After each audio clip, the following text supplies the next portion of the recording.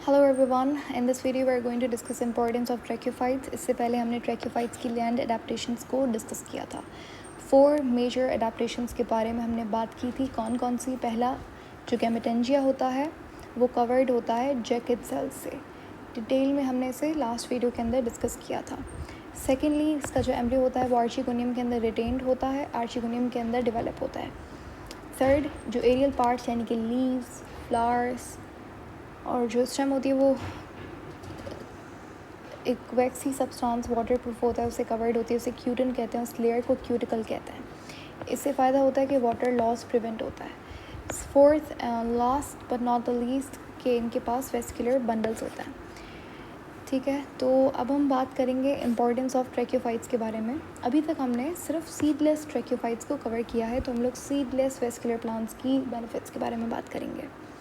ठीक है, पढ़ाया था ना कि देखो ट्रैक्योफाइट्स 2 तरीके के अंदर होते हैं हमारे पास। एक होता है सीडलेस, एक होता है सीडेड। सीडलेस होते हैं नॉन स्पर्मेटोफाइट्स और सीडेड कौन से होते हैं? वो होते हैं स्पर्मेटोफाइट्स। ठीक है, अब जैसे कि यहाँ पे लिखा हुआ है कि जो सीडलेस प्लांट्स होते हैं they have historically played a role in human life, यानी कि बहुत वक्त से सीडलेस वेस्कुलर प्लांट्स, यानी कि मैं सिंपली नॉन स्पर्मेटोफाइट्स बोल देती हूँ, ये बहुत काम के रहे हैं ह्यूमन लाइफ के लिए और बहुत इंपॉर्टेंस रही है इनकी इंसानी ज़िंदगी के अंदर। फॉर एग्ज़ाम्पल हमें, क्योंकि ट्रैक्योफाइट्स जो है वो लेंथ में बड़े होते हैं, तो जो भी हमारे पास ट्रीज़ वगैरह होते हैं वो ज़्यादातर ट्रैक्योफाइट्स ही होते हैं। तो ऑफकोर्स जो फूड है, खाने के लिए फ्रूट वगैरह जो है वो ट्रैक्योफाइट से आता है। उसके बाद शेल्टर, जो लकड़ी होती है उससे शेल्टर, फ्यूल, ऑफकोर्स इनको बर्न वगैरह करके, एंड देन मेडिसिन, कुछ इंपॉर्टेंट मेडिसिन भी ली जाती हैं ट्रैक्योफाइट से। एंड देन कुछ ऐसे ट्रैक्योफाइट्स हैं जो कि डेकोरेशन के लिए भी इस्तेमाल होते हैं। स्पेशली जो फर्न्स होते हैं, जो बड़े बड़े और they are like very beautiful ferns, वो फर्न्स भी होम डेकोर के लिए इस्तेमाल किए जाते हैं। They had been used as food, जैसे कि यहाँ पे इन्होंने एग्जाम्पल दिया है कि फ़ूड के लिए कौन कौन से ट्रैक्योफाइट्स का इस्तेमाल हुआ है। एग्जाम्पल में मेंशन किया है टेरेस, सिरोप्टेरस एंड मार्सिलिया। ये सारे ट्रैक्योफाइट्स के नाम हैं।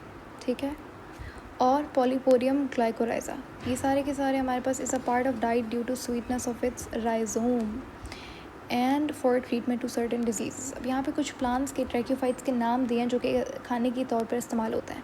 अब पॉलीपोडियम ग्लाइकोराइजा के बारे में ख़ास बात इन्होंने ये लिखी है कि ये जो ट्रैक्योफाइट है, ठीक है, इसका जो राइजोम होती है, राइजोम किसे कहते हैं?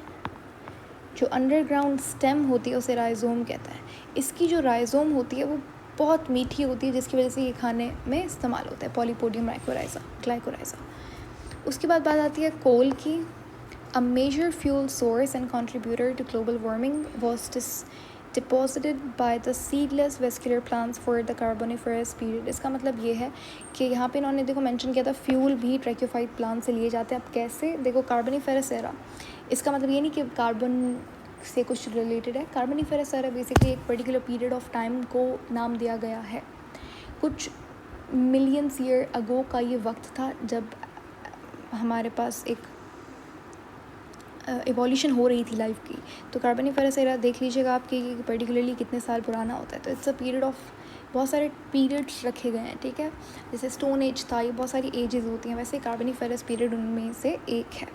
तो कार्बोनिफरस एरा के टाइम ट्रैक्योफाइट्स ऑफ कोर्स आए। फिर वो जब उनका डिकम्पोजिशन हुआ तो of course Aahista Aahista fossil fuel formation हुआ।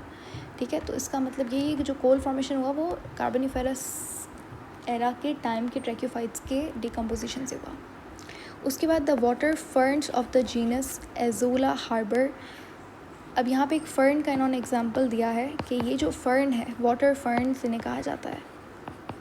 वाटर फर्न्स पर्टिकुलरली नाम भी मेंशन किया है जो कि बिलोंग करता है एजोला जीनस से। ये क्या करता है? ये nitrogen fixing bacteria and restored